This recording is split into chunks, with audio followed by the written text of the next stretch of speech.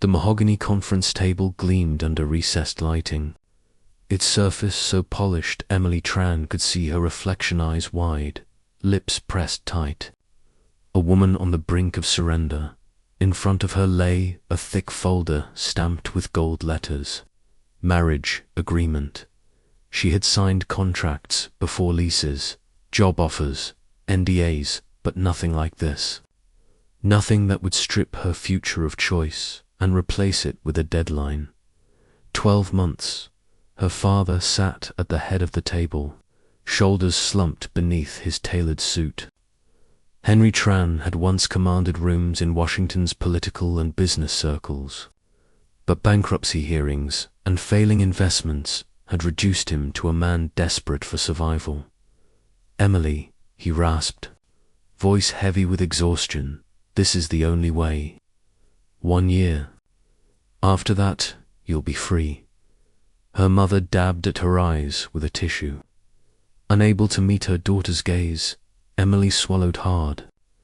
She wasn't marrying for love, not for dreams, not even for herself. She was marrying for debt. The door opened, and the atmosphere shifted. Alexander Voss entered with the presence of someone used to commanding entire boardrooms. His suit was midnight black, cut so precisely it seemed part of him. He didn't bother with small talk. His storm grey eyes flicked to the contract, then to her. "Let's be efficient," he said, his voice smooth, deliberate. "The terms are straightforward." His attorney laid out the bullet points like a surgeon explaining a procedure. The marriage would last 12 months. Both parties would appear together at designated public events. There would be no financial entanglement outside what was written, no emotional obligations, no expectations beyond the paper. At the end of 12 months, either party could walk away clean. Emily's stomach knotted tighter with each clause. She forced herself to ask, "So, that's it. We live under one roof, but we're strangers." Alexander's gaze didn't waver. "Not strangers, partners, for a year, without feelings." She pressed, though her throat was dry. "Feelings complicate contracts," he replied. "And this is just business." The words sliced through her like glass. Business. She wasn't a woman to him. She was leverage, a pawn in a game of power. Emily picked up the pen. Her hand shook, but she pressed her name onto the page anyway. Emily Tran, when she finished. Alexander signed beneath her name without hesitation, his signature bold and fluid, like he was authorizing another multi-million-dollar merger. The deal was done. The wedding that followed wasn't a wedding knit, was a formality. No cathedral, no string quartet, no veil. Just a quiet ceremony in a private hall near Georgetown, attended by a handful of family and witnesses. Emily wore a simple ivory dress. Alexander wore black. When the officiant asked if she agreed, Emily whispered, "I do." When it was his turn, Alexander said, "I do," with the exact tone he'd used to approve a contract clause. There was no kiss, only a handshake, firm and cold. That night, in their new apartment overlooking the Potomac River, the silence was suffocating. The view was magnificent. The Washington Monument glittered in the distance. But Emily barely saw it. Alexander stood by the floor-to-ceiling windows, his reflection tall and unyielding against the city lights. He loosened his tie, but his expression remained impenetrable. "I won't be here much," he said finally. "My work keeps me late. You'll have privacy. We'll coordinate appearances when necessary."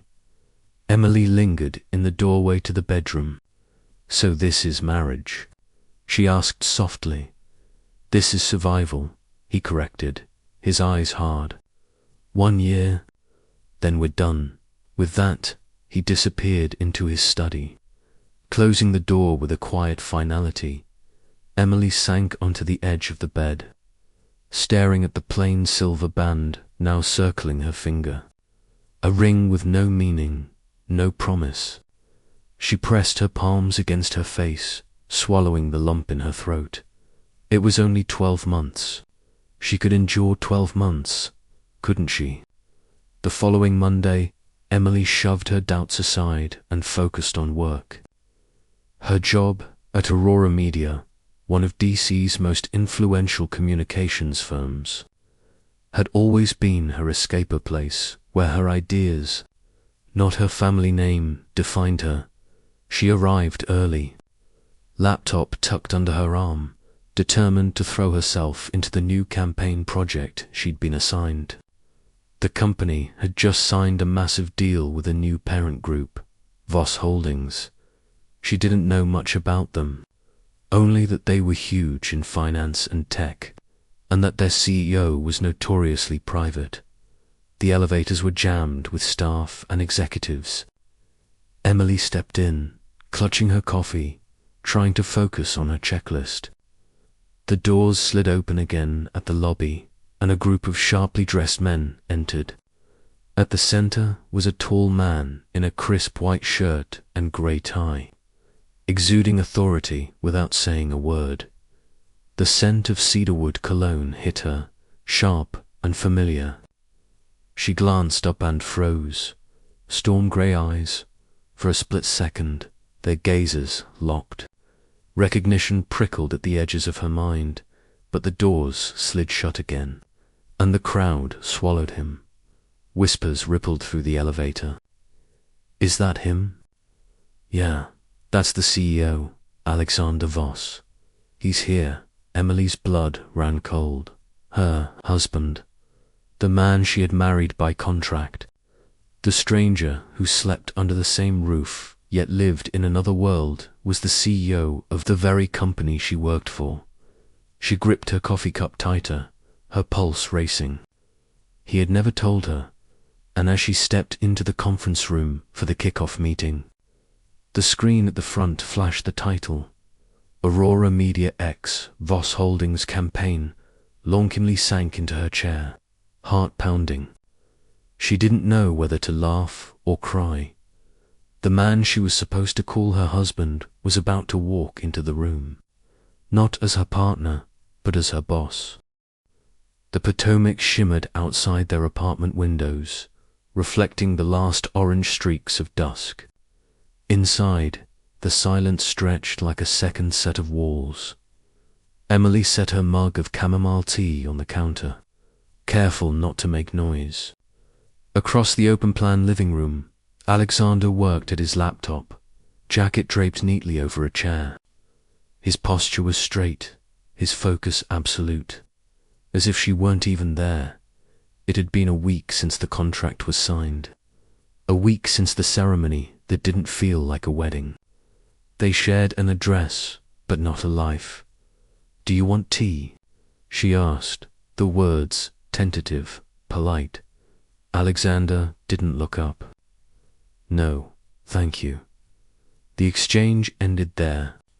She sighed softly and retreated to her bedroom, closing the door like drawing a line through their separate worlds at work. Things weren't any easier. Aurora Media's offices buzzed with tension after the merger announcement. Teams had been reshuffled, priorities rewritten, and whispers of layoffs floated through every hallway. Emily tried to bury herself in her marketing tasks, but she quickly became a target. Some colleagues saw her family name as a liability. Her father's financial collapse was no secret. Others saw her as an easy mark, quiet, diligent, unwilling to fight back. On Tuesday morning, during a project meeting, her supervisor dropped a heavy stack of reports in front of her. "Emily, you'll handle all of this by Friday." She blinked. "This is 3 people's workload. Then you'd better work fast," the supervisor said with a shrug, earning chuckles from a few others at the table. Emily pressed her lips together. She wasn't about to beg for fairness. Not here. She nodded, already planning late nights and cold dinners. That evening, she returned to the apartment past 10 p.m., arms full of documents. Alexander was still in the living room, scrolling through spreadsheets on his screen. "You're late," he said, without looking up. Emily set her bag down. "Work. They dumped an entire campaign on me." Something flickered in his eyes at that, though he masked it quickly. "And you didn't refuse?" A bitter laugh escaped her. "Do you think I have that kind of power?" He studied her then, really looked at the shadows under her eyes, the slump in her shoulders. His instinct was to intervene, to tell her exactly how much authority she carried without even realizing it. But revealing that meant revealing himself, and he wasn't ready for that. Instead, he said, "Don't let them break you." Her gaze snapped to his, sharp with fatigue. "That's easy for you to say for the first time." His composure cracked just slightly. He closed his laptop. "You'd be surprised." Emily frowned, confused, but he was already gathering his papers. "Good night," he said, retreating to his study. The next morning, she found herself face to face with him again at work. She was running late for a briefing. Papers clutched to her chest when the elevator doors opened and revealed Alexander inside, flanked by 2 senior executives. He looked as composed as ever, a dark suit setting him apart from everyone else. Their eyes met. For a split second, Emily's pulse stuttered. She quickly stepped in, pressing herself to the corner as the doors closed. No one else seemed to notice the tension. The executives discussed quarterly targets while Alexander stood silent, hands in his pockets, gaze fixed forward. He didn't acknowledge her, didn't even glance again, as if she were invisible. And maybe she was. Here she wasn't his wife. She was just another employee, trapped in a hierarchy he controlled.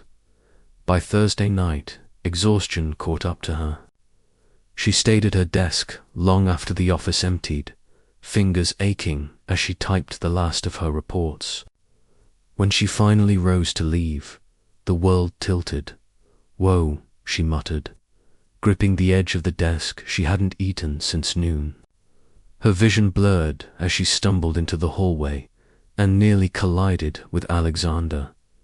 He had just exited a boardroom, jacket over one arm. His eyes narrowed instantly. "Emily." She waved him off. "I'm fine.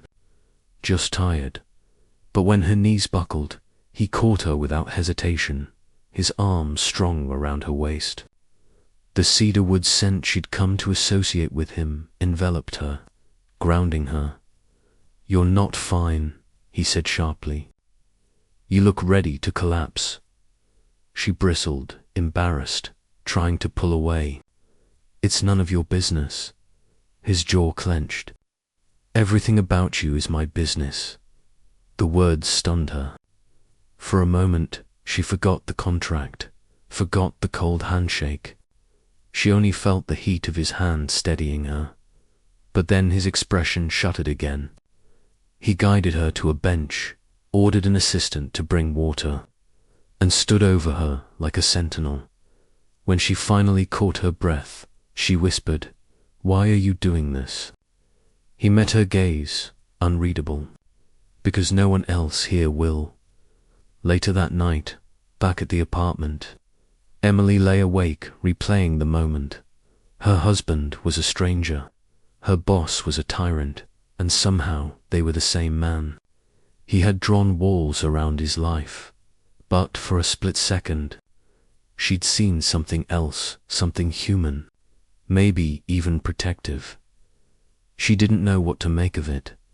All she knew was that for the first time since the contract, she felt the faintest crack in the ice surrounding them.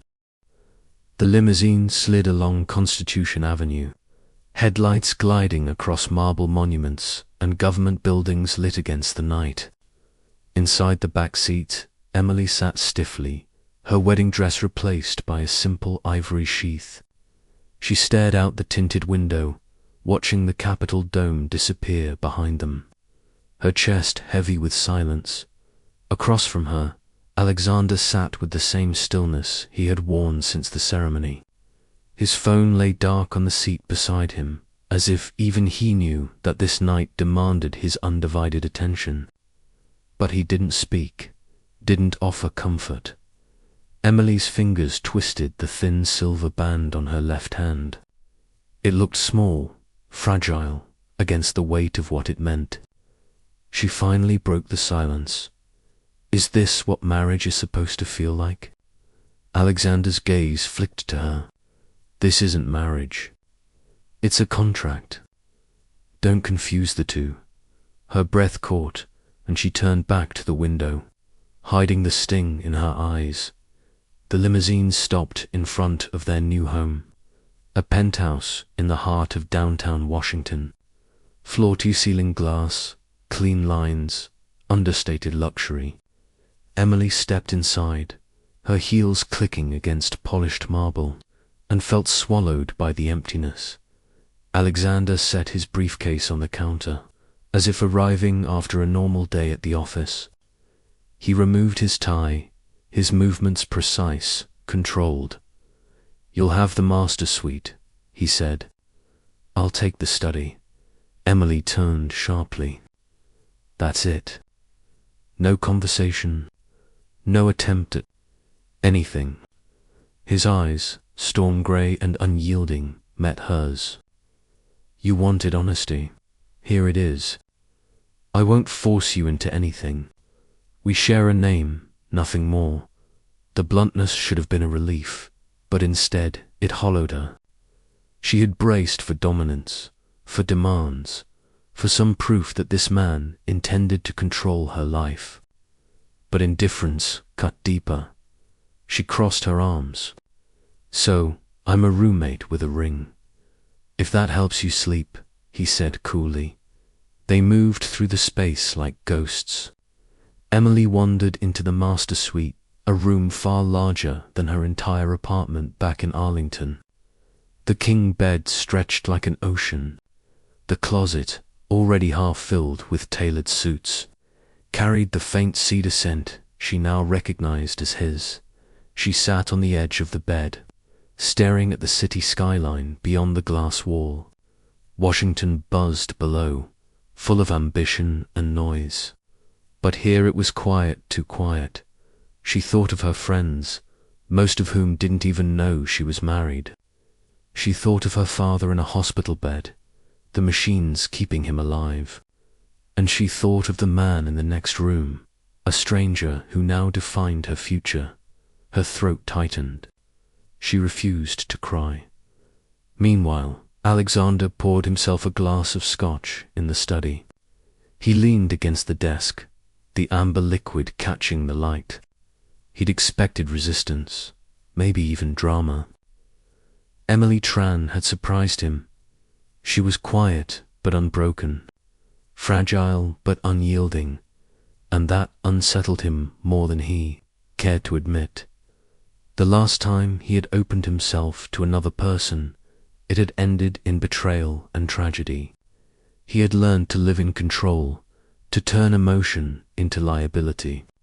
And this marriage, this calculated deal, was supposed to keep it that way. So why had he found himself watching her so closely at Aurora Media? Why had her exhaustion, her fire, her refusal to beg triggered something in him he thought he'd buried? He downed the scotch and told himself it didn't matter near midnight. Emily wandered into the kitchen, her robe wrapped tight. She startled when she found Alexander still awake, his jacket discarded, sleeves rolled up, glass in hand. "You don't sleep?" she asked, her voice sharper than intended. He looked up, eyes meeting hers over the rim of his glass. "I work better at night, and you expect me to just live here, pretend we're not tied together by this ring?" "You don't have to pretend," he said calmly. You only have to endure. Her chest burned. Endure, that's the word you use for a marriage. It's the truth. She shook her head, her laugh hollow. Then I hope you're ready, Alexander, because I don't break easy. And if you think I'll play the role of silent, obedient wife for 12 months, you've chosen the wrong woman. For the first time, his composure cracked. A ghost of a smile tugged at his lips, dangerous and intrigued. Good, I don't need a doll. I need someone who can stand. Her pulse jumped, and she hated it. She hated that his voice could cut through her anger and spark something she couldn't name. Later, lying in bed, Emily stared at the ceiling, sleepless. She could still feel his presence in the apartment, his shadow reaching into every corner. She had expected cruelty, expected demands. Instead, she found indifference mixed with a strange, disarming respect. It was almost worse, because indifference could change. Indifference could shift, and that terrified her more than any contract in the study. Alexander worked past 2 a.m., but his mind wasn't on the spreadsheets glowing on his laptop. It was on the woman down the hall, fierce even when trembling, unwilling to bow even when cornered. For the first time in years, Alexander Voss wasn't certain of the ground beneath him. The Monday morning rush at Aurora Media was chaos. Staff swarmed hallways with coffee cups and laptops, the buzz of nervous energy from the merger still in the air. Emily stepped out of the elevator, clutching her notebook. Determined to survive another week, she hadn't told anyone about her new last name. She signed emails as Emily Tran, careful to keep her marriage sealed behind silence. No one needed to know, especially not here. But her anonymity didn't shield her from the politics.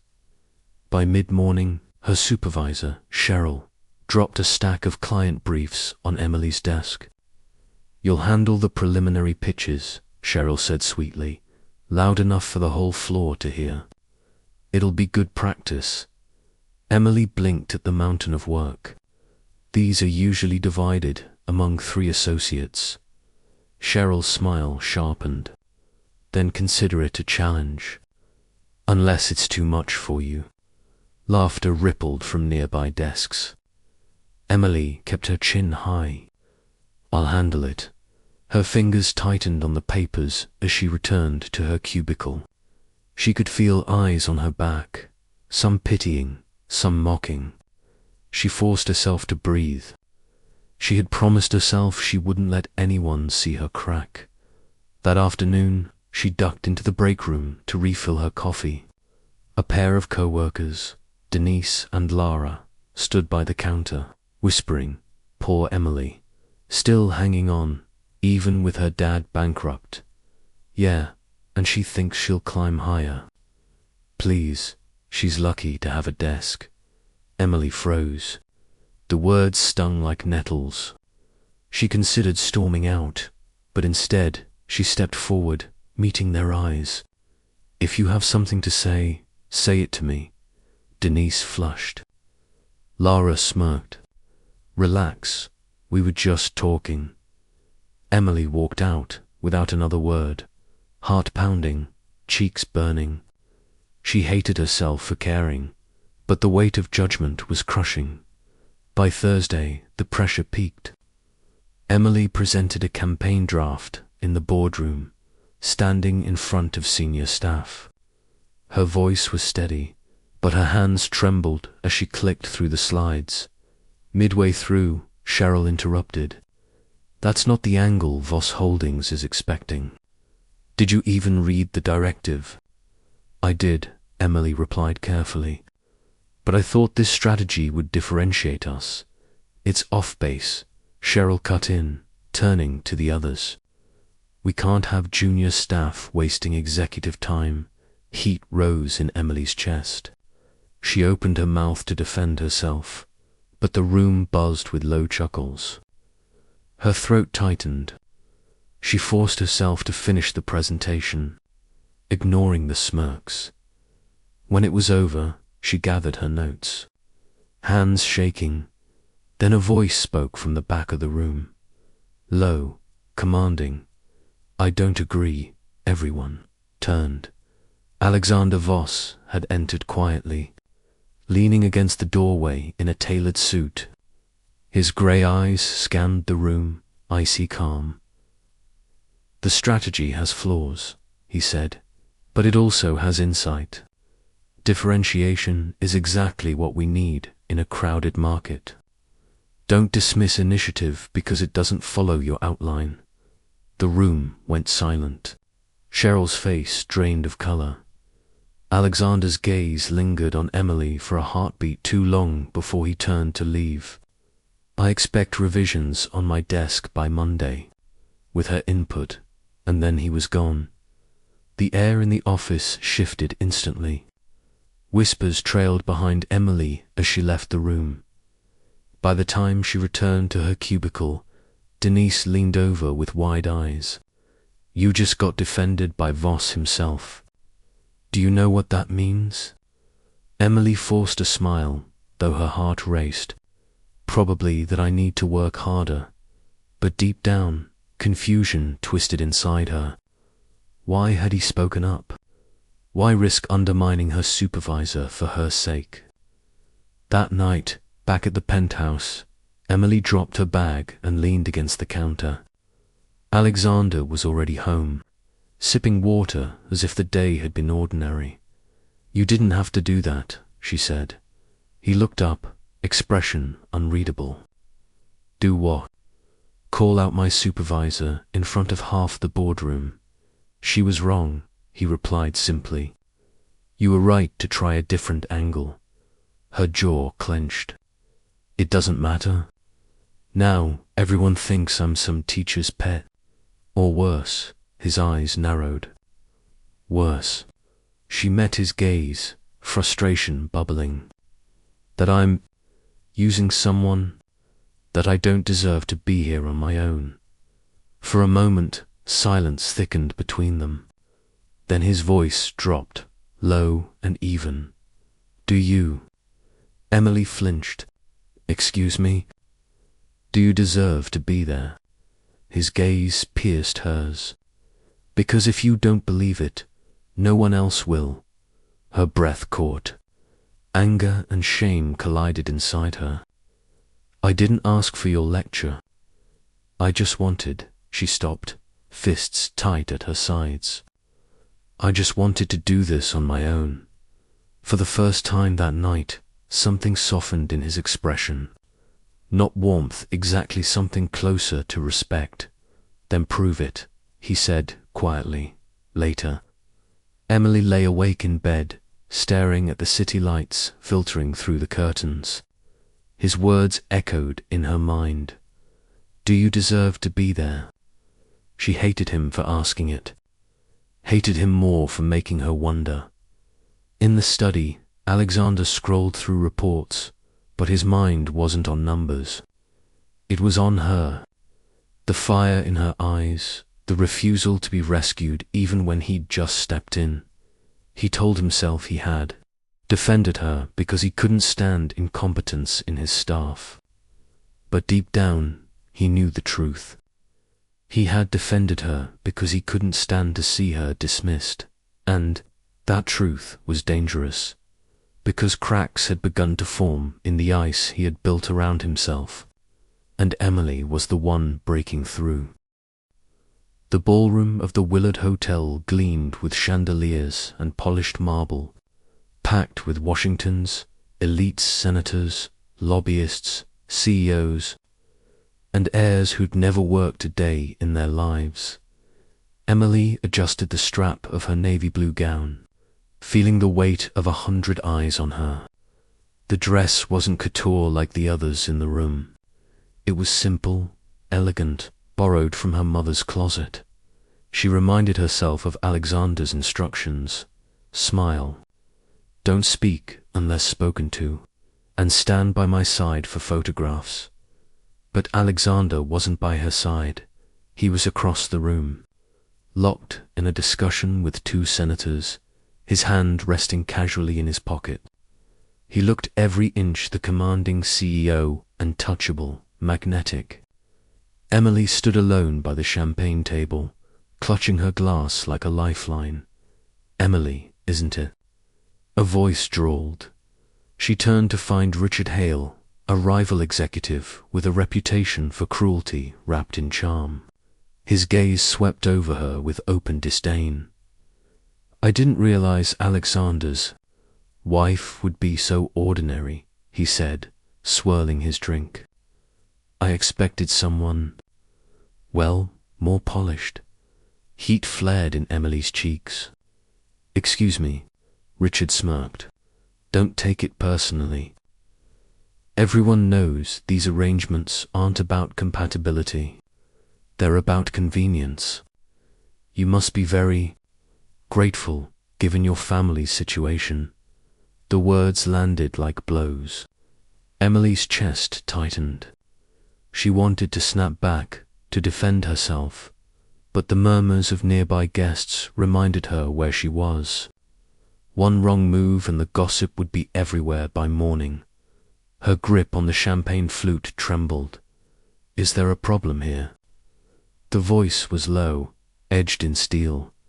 Emily turned, relief flooding her as Alexander appeared at her side, taller, colder, his presence commanding the entire corner of the room. Richard straightened, mask of charm slipping. "Alexander, we were just insulting my wife." Alexander cut in, his grey eyes like sharpened ice. "In public?" "At my event," Richard's smirk faltered. "It was just conversation." Alexander stepped closer, his voice dropping but no less lethal. "The next time you speak to her, you'll remember who she is, and who I am. Otherwise, your name will be erased from every boardroom in this city." The room went silent around them, whispers crackling like electricity. Richard's face turned red, his bravado crumbling. He muttered something incoherent and slunk away, drink in hand. Emily stood frozen, pulse racing, as Alexander turned to her. "Are you all right?" he asked, softer now, though the tension in his jaw remained. She swallowed hard. "Yes, I just didn't expect you to defend you." His eyes softened, just for a heartbeat. "Emily, when you stand next to me, no one touches you. No one humiliates you. Not while I'm here." Her throat tightened. She wanted to dismiss it, to chalk it up to image protection. But the way he'd said it, the fury, the certainty felt far too personal. The rest of the evening blurred. Reporters snapped photos of them together, his arm firm around her waist as though daring anyone to question their unity. Emily smiled for the cameras, though her mind raced. Later, when they finally returned to the penthouse, Emily slipped off her heels and turned to him. "Why did you do that?" Alexander loosened his tie, his movements sharp. "Because," he crossed a line. "But you've always said this marriage is a contract," she pressed, "that we're just partners. Why risk your reputation for me?" He looked at her then, truly looked, and she saw something raw flicker in his eyes. "Because I won't stand by and watch someone tear you down." "Not you," Emily's breath caught. The walls she had built around her heart trembled. "You keep saying this is business," she whispered. But tonight didn't feel like business. For a long moment, silence stretched between them. Then Alexander turned away, his voice low. "Don't read into it." But his clenched fists, the storm in his gaze, betrayed him. Later that night, Emily lay in bed, staring at the ceiling. She could still feel the heat of his hand on her waist, hear the venom in his voice when he'd called her my wife. She had never felt protected like that, not at work, not even by her own family, and it terrified her. because for the first time since signing that contract, she wondered if maybe, just maybe, this marriage was becoming something far more dangerous than she had bargained for. And Alexander. He stood alone in his study, glass of scotch untouched. He told himself he'd defended her to maintain appearances, to protect the Voss name, but deep down he knew the truth. He hadn't defended his image. He had defended her, and that truth unsettled him more than any corporate war ever had. The morning after the gala, the Washington Post ran a short piece. Voss Holdings CEO defends wife against rival executive at Willard Gala. The article was tame, but the headlines spread like wildfire across corporate feeds. Emily stared at it on her phone, her stomach twisting. The word wife looked foreign in bold print, as though it belonged to someone else. By the time she arrived at Aurora Media, whispers followed her through the office. Colleagues who once dismissed her now regarded her with thinly veiled curiosity or fear. Cheryl, her supervisor, avoided eye contact entirely, but the attention suffocated Emily. Every glance felt like a question she couldn't answer. She wasn't just an employee anymore. She was the CEO's wife, and she wasn't sure which was worse, being invisible or being exposed. That night, the penthouse was unusually quiet. Alexander was home early, jacket slung over the back of a chair, his tie discarded. He stood by the window, city lights casting his face in sharp relief. Emily hesitated, then stepped closer. "You didn't tell me you'd be in the paper." His mouth curved, humorless. "The press eats scraps." That was nothing.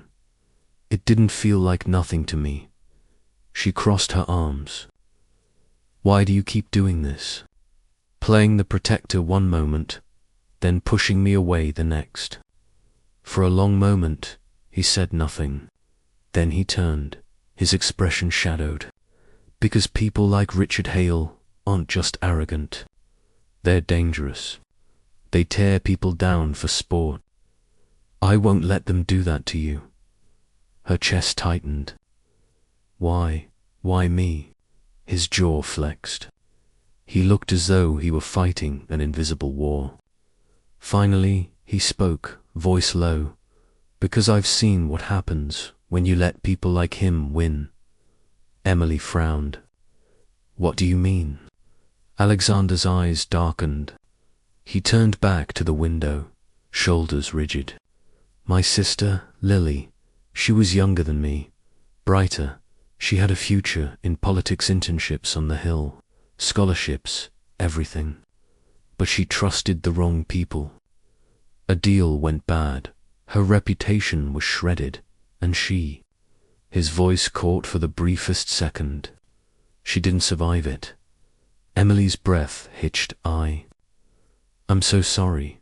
"She was 22, Alexander continued, his voice flat now, as if rehearsed from years of silence. "She believed people would protect her.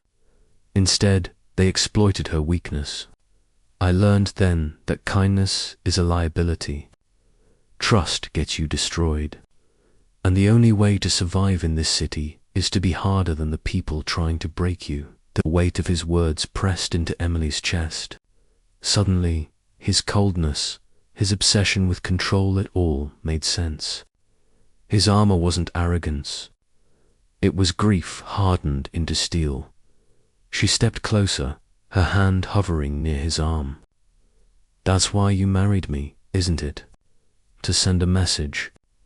To punish anyone who thought they could humiliate my family the way yours was humiliated." He turned sharply, storm grey eyes locking onto hers.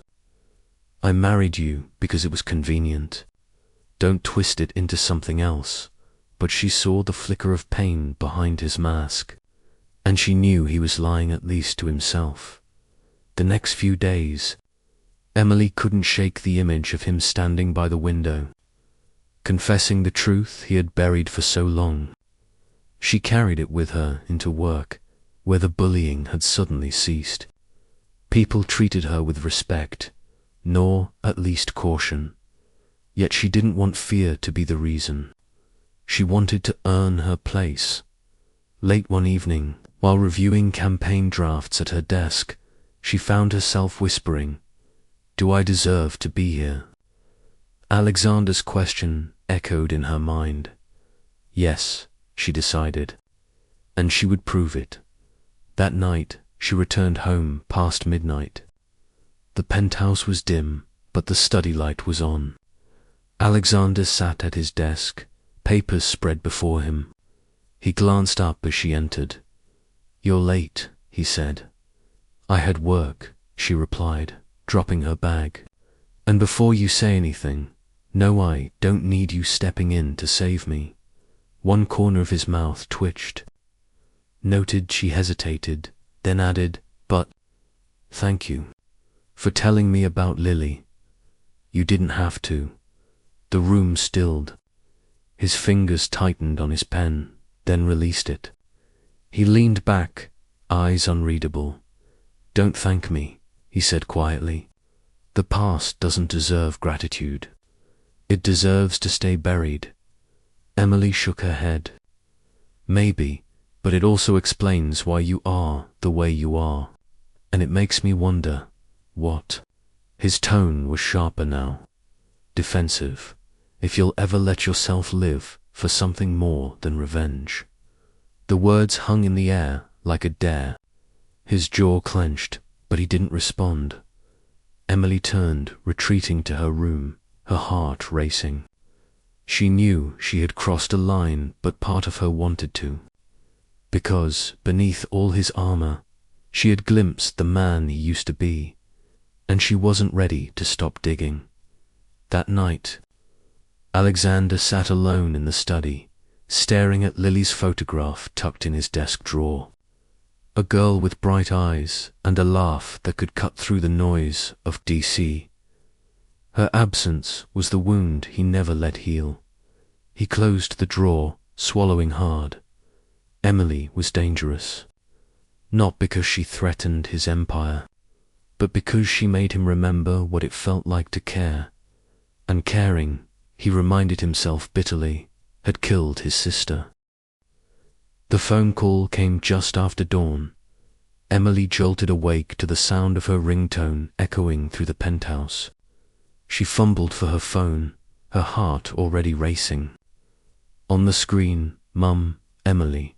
Her mother's voice broke, thin with panic. "It's your father." He collapsed. "They've taken him to George Washington University Hospital." The world blurred. "I'll be right there." She threw on clothes, barely noticing Alexander standing in the hallway, shirt unbuttoned at the collar, eyes sharp. "What happened?" he asked. "My dad," she said, trembling. "Hospital. I have to go." "I'll drive," he replied instantly. The hospital smelled of antiseptic and exhaustion. Emily rushed down the corridor, her heels clicking. Alexander's stride steady beside her. Her father lay pale and fragile in the ICU tubes, snaking from his body. Machines beeped steadily, their rhythm a cruel reminder of how close he had come to silence. Emily gripped his hand, tears spilling. "Dad, please hang on." Her mother sat at his bedside, weary and frightened. "The doctors say it was his heart. Too much stress. They need to run more tests, but..." She glanced at Emily, her voice shaking. "We can't afford the treatments." Emily's chest constricted. She turned toward Alexander, desperate. "Can you?" But the words caught in her throat. She remembered what he had told her before. This marriage is business, nothing more. Still, she forced the words out. "Please, help him." Alexander's jaw tightened. He looked at Henry, then at Emily's pleading eyes. For a long moment, the silence between them was unbearable. Finally, his voice came, low and hard. No, Emily flinched. What? I warned you when we signed the contract. I don't owe your family anything. This, he gestured toward. The bed isn't my battle. Her mother gasped softly. Emily's face went white. She rose slowly, fury shaking her frame.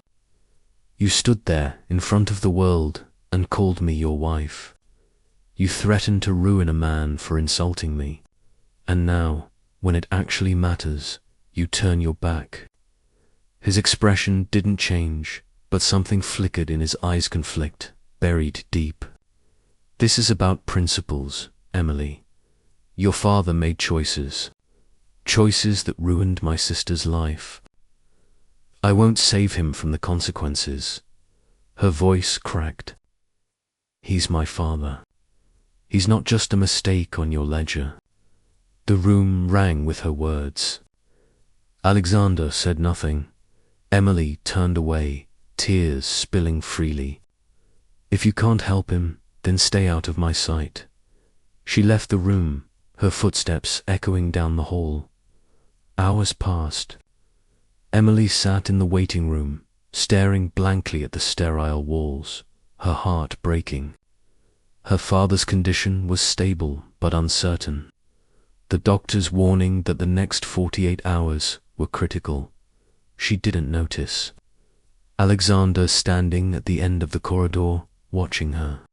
His hands clenched at his sides, his chest tight with a war he couldn't name. He had built his empire on discipline, on never bending. His father had taught him that weakness destroyed dynasties. His sister's death had proven it. But seeing Emily head bowed, eyes red, her small frame curled in grief, something inside him shifted. She wasn't asking for herself. She was asking for the man who had once destroyed him. And still, she was willing to beg, and he hated how much he wanted to give in. That night, Emily returned to the penthouse alone. Alexander arrived hours later. The silence between them was suffocating. She stood by the window, the Washington skyline sprawling beyond the glass. Her voice was low, brittle. You said you wouldn't let anyone humiliate me, but you just humiliated me more than Richard Hale ever could. Alexander froze. The words struck deeper than she knew. He approached, stopping a few feet behind her. You think I don't care? Emily turned, eyes blazing. Do you? For once, he had no answer. She laughed bitterly. That's what I thought. She brushed past him, retreating into her room. The slam of the door echoing through the apartment. Alexander stood in the quiet, her accusation burning in his chest. Do you care? He wanted to scream no. He wanted to remind himself this was a contract, that Emily Tran was leverage. Nothing more, but he saw her tears again, heard the crack in her voice, and something inside him whispered the truth he couldn't bear to face. He cared too much the next day. Alexander walked into his office at Voss Holdings, his mask firmly back in place. Assistants buzzed around him, reports piling on his desk. But his mind wasn't on mergers or markets. It was on Emily, on her father, on the line between revenge and love that blurred more with every step she took into his world. Sir, his chief of staff asked, dropping a file, do you want us to pull the hospital investment report you requested? Alexander's eyes flicked to the folder, then to the skyline beyond his window. Yes, he said finally, and set a meeting with the hospital board. Quietly back at the hospital, Emily sat with her mother, exhausted but unyielding.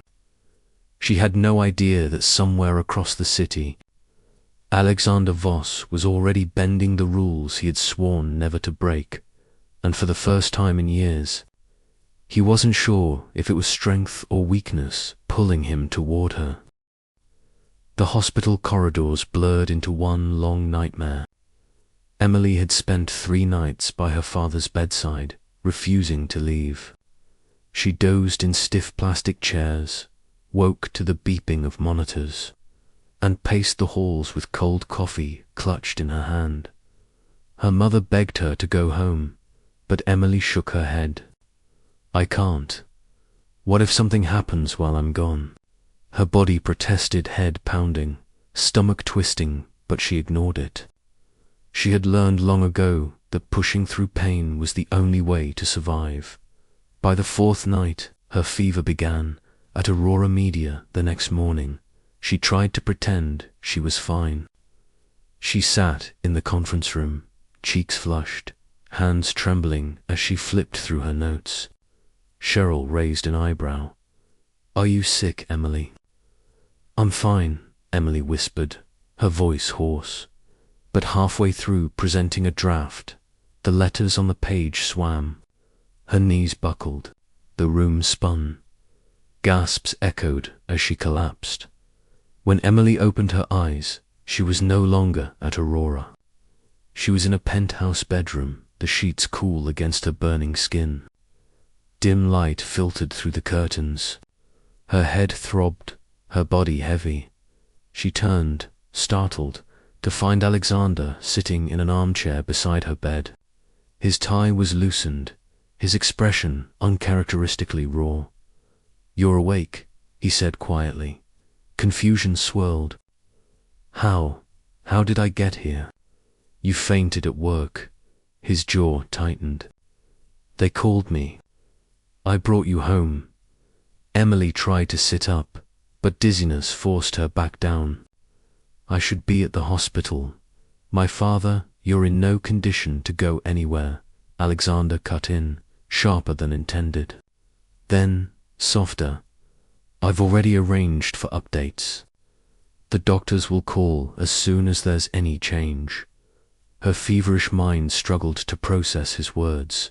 Why? Why are you doing this? You said you wouldn't help him. His gaze darkened, as though he wanted to deny it. But instead, he leaned forward, his voice low. "Because I couldn't watch you fall apart." Emily's throat tightened. For the first time, the walls between them cracked wide enough for her to glimpse the man beneath the grief, the anger, the buried tenderness he fought so hard to hide. The hours blurred. Alexander stayed by her side, bringing water, pressing a cool cloth to her forehead, murmuring reassurances when she stirred in fever dreams. Once, half asleep, she whispered, "Why do you care?" He froze. The truth clawed at his chest. He wanted to say, "Because you remind me of everything I lost. Because you fight even when you're broken. Because you make me feel alive again." But the words stayed locked behind his teeth. Instead, he said simply, "Rest. You'll need your strength." On the 2nd day, Emily woke to find him dozing in the chair, head tipped back, shadows under his eyes. The sight startled her. Alexander Voss, untouchable CEO, looked almost human, vulnerable. She studied him quietly, her heart twisting. She had hated him, feared him, resented him. But in this moment, all she felt was the dangerous pull of something warmer. When his eyes opened and found hers, the air shifted. "You should eat something," he said, standing quickly, armor snapping back into place. "Why are you really here?" she asked softly. He paused, his back to her. "Because I couldn't stay away." That night, a storm rattled the city. Rain streaked the glass, thunder rolling over the Potomac. Emily lay awake, the fever finally breaking, but her thoughts restless. Alexander entered with a tray soup, tea, medicine.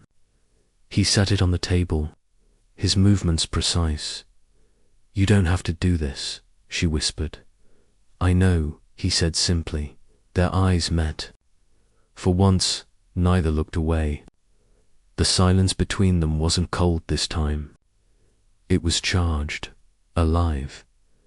You hide behind your walls, Emily murmured. But you're not as heartless as you want people to believe. His jaw clenched. Don't mistake restraint for weakness. I don't, she said. I think it takes more strength to let someone in. Something broke in his expression, anger, pain, longing, all tangled together. He stepped closer, close enough that she could feel the heat of him. I can't let you in, he said hoarsely. If I do, everything I've built, everything I've protected, it'll fall apart. Her heart hammered. Maybe it's not supposed to be walls forever. For a moment, he just looked at her.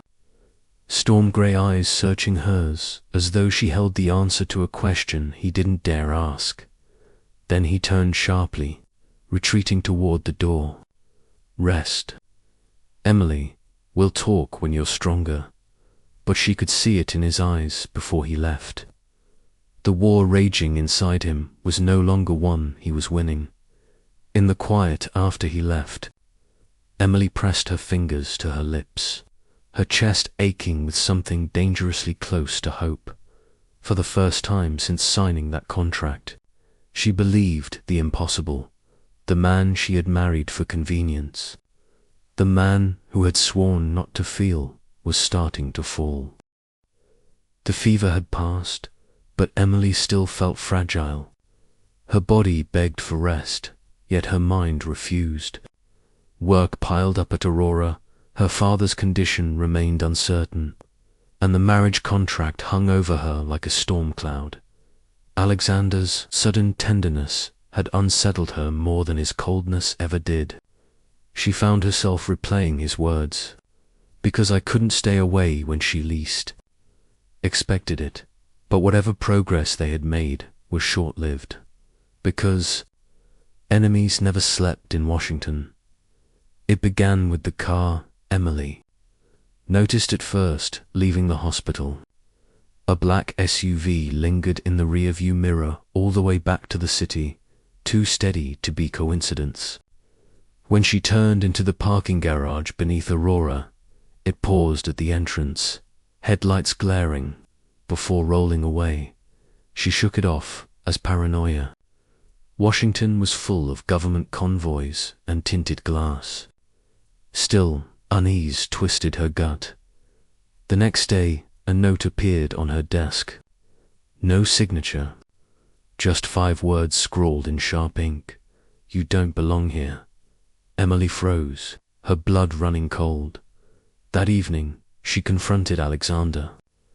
He stood in the penthouse study, jacket discarded, tie loose, but his attention sharp as ever. Someone's following me, she blurted.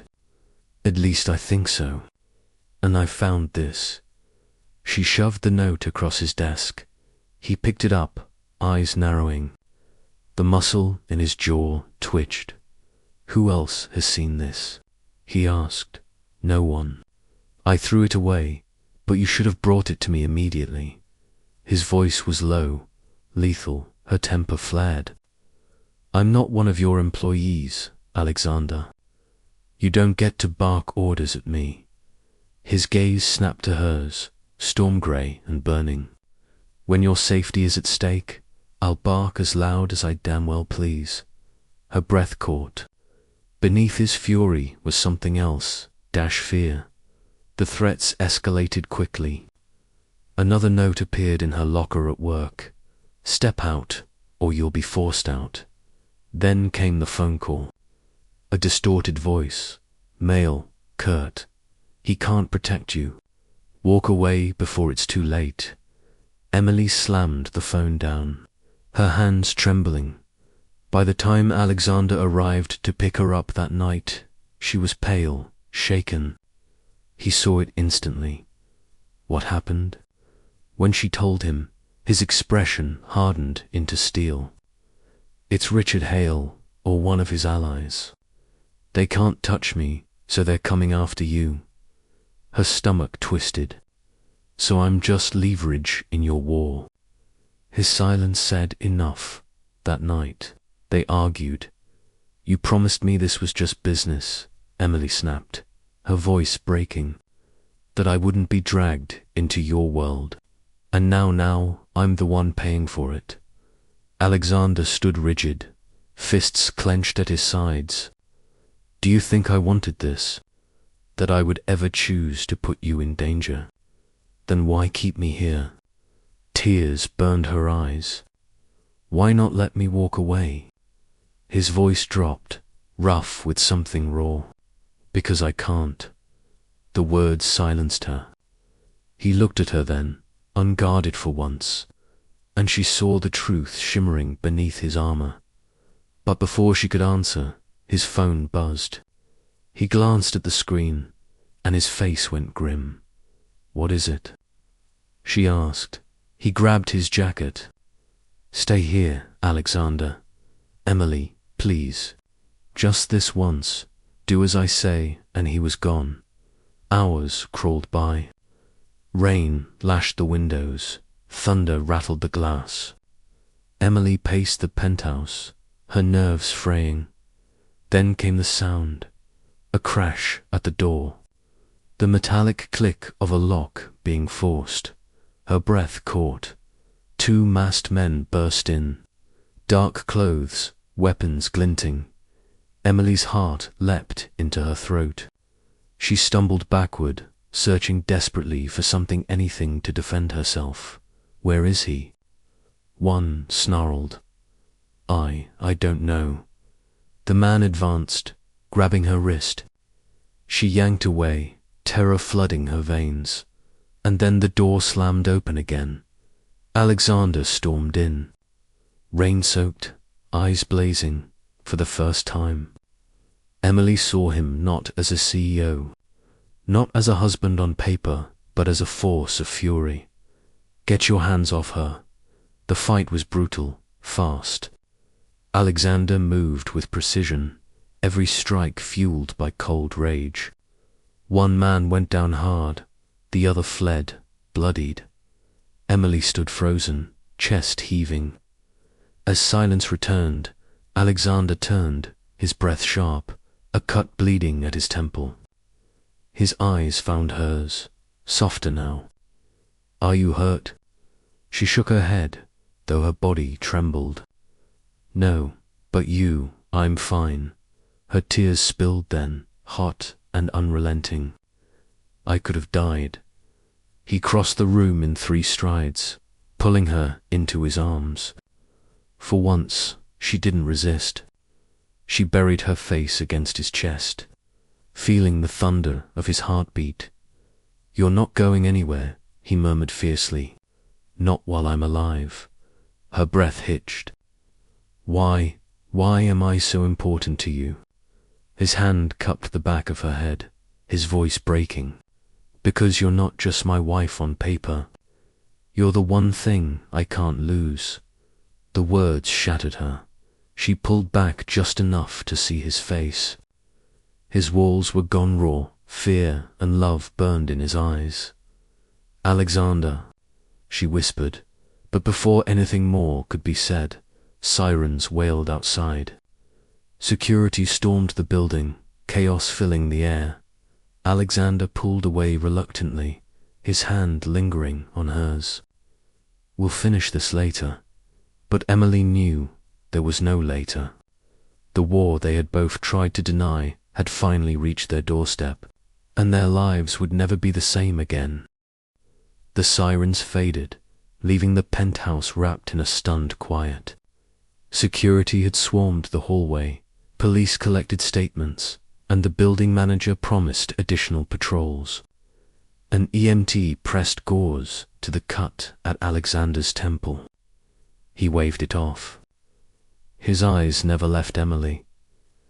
You should go to the hospital, she whispered. I will, he said.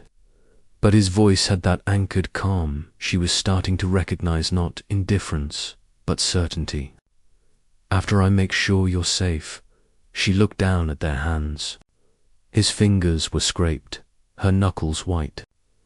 The ring between them glinted under the recessed lights, an emblem that had meant nothing until tonight. Who sent them? she asked. His jaw flexed. Hale, or one of his proxies. When they fail to wound the fortress, they go after what's inside it.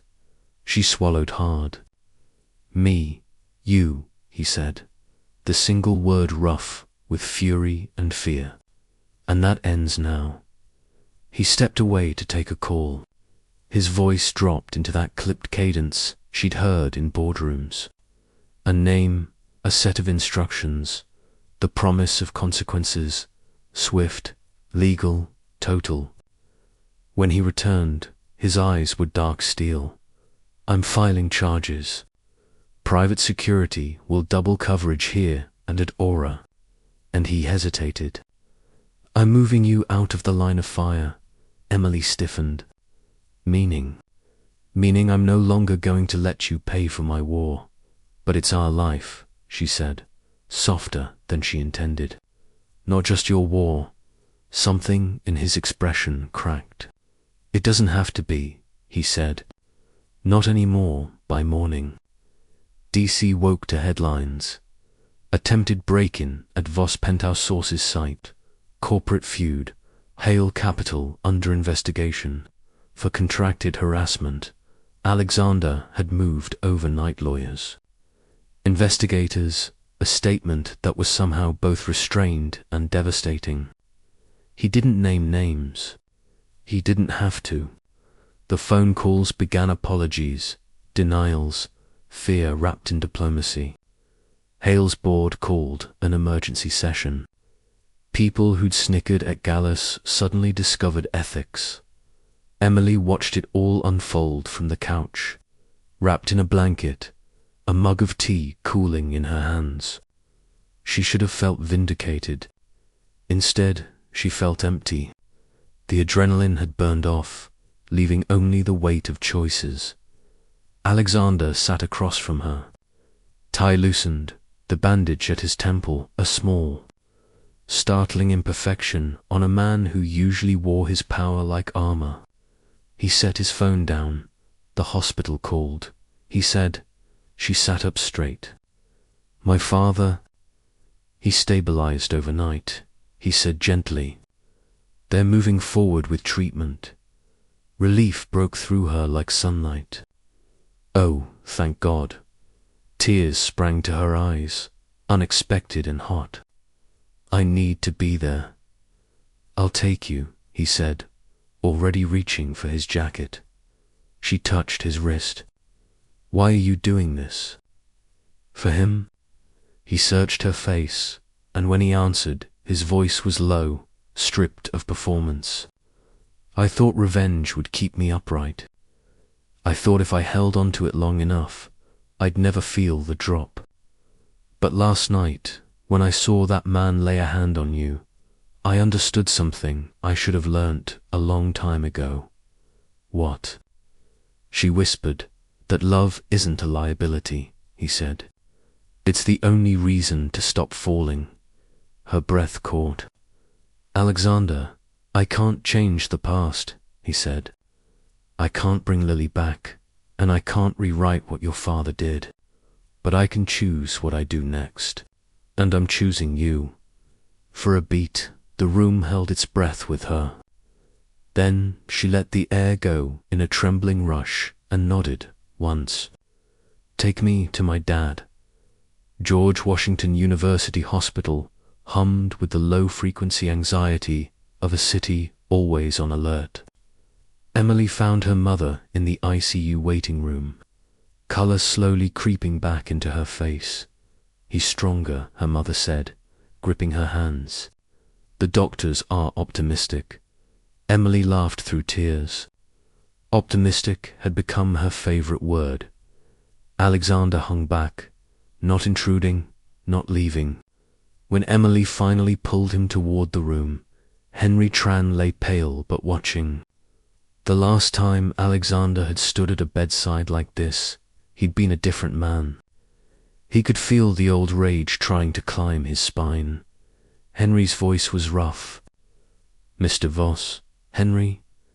Alexander's tone carried no heat, but it carried history. Henry swallowed. I don't have the right words. Emily squeezed his hand. You don't have to. But the older man shook his head, eyes flicking to Alexander and then back to his daughter. I made mistakes. I chased deals I didn't understand. I told myself I was protecting my family when I was really protecting my pride. If there's a ledger, I deserve the debt. Silence stretched. Machines beeped. Somewhere, a nurse laughed. Alexander stepped closer. He saw a man diminished, not just by illness, but by remorse. He heard Lily's laugh in the back of his mind and felt the cold years of anger behind him like a long winter, finally thinning. You're right about the debt, he said. Emily flinched, but he continued, voice steady. And I'm done trying to collect it. This doesn't absolve anything. It doesn't erase the past. But it stops with me. Henry's eyes glossed. Thank you. Alexander inclined his head, then looked at Emily. I'll be outside. She followed him into the hallway. You didn't have to do that, she said. I did, he replied. For you, and for the version of me who might have lived if someone had said enough. She stepped in, close enough that the hospital's fluorescent lights turned his, irises the color of storm clouds, right before they blow out to blue. What happens now? He exhaled. I've established a blind trust to cover your father's care and to restructure the company not as a takeover, but as a lifeline. No announcements. No leverage. Just help. She blinked. You'd do that. Quietly. He gave a wry half-smile. I can be ruthless, loudly. Turns out I can be decent quietly. Her laugh was a small, disbelieving sound. And us. His answer came without hesitation. No more conditions. No more clock counting down. If you'll have Menard as a contract, not as a fortress, but as a man who will spend the rest of his life proving he deserves you. The world narrowed to his face. His voice, the impossible gentleness that had somehow survived inside him. She rose on her toes and kissed him, careful of the bandage, reckless with everything else. It wasn't a performance. It wasn't a truce. It was an answer. When they parted, she touched his cheek. Let's go home, she said. But stop pretending that place is just glass and marble. Make it a home with me. Tell me how, he said.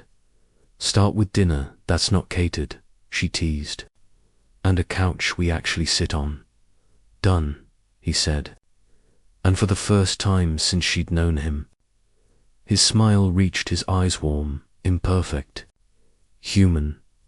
Spring swept in hard that year, cherry blossoms exploding around the tidal basin, tourists crowding the mall, power suits switching to linen.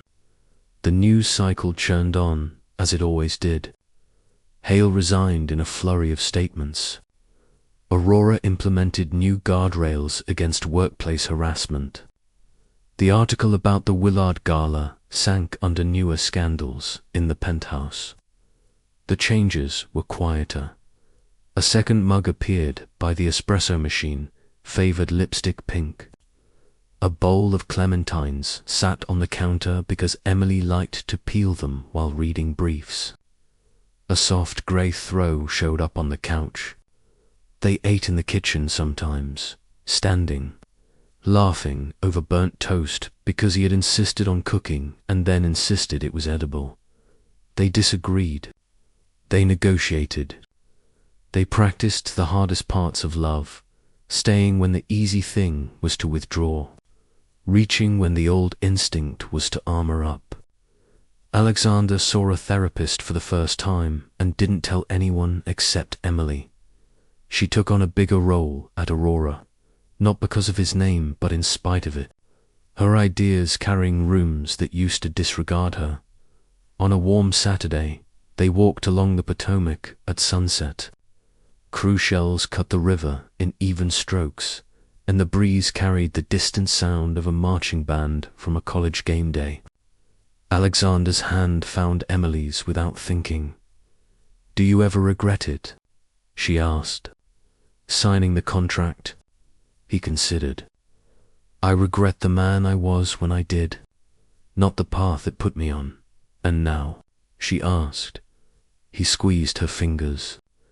"Now I wake up and there's something in my life I didn't build to keep the world out. I built it to let you in." She bumped her shoulder against his. "You're getting good at this." "I have an excellent teacher," he said dryly. They reached a bench facing the water, carved with a quote about service and grace. Emily tucked her feet up beneath her, watching a heron lift off from the bank, slow and certain. "What happens to the contract?" she asked eventually. He looked out over the river. "We let it expire, and then—" He turned to her, the wind lifting a strand of her hair. "Then we choose each other again. No signatures, no witnesses. Just us." She smiled, eyes bright. "Deal," he laughed, surprised by how light the word felt now. He drew her close, his forehead resting against hers. The city's noise blurring into a kind of music. There would be challenges, mergers to wrangle, headlines to outlast, ghosts that would never fully disappear. But as the river slid past and the sky went copper, the future felt less like a contract and more like a promise. Not perfect, not guaranteed, chosen,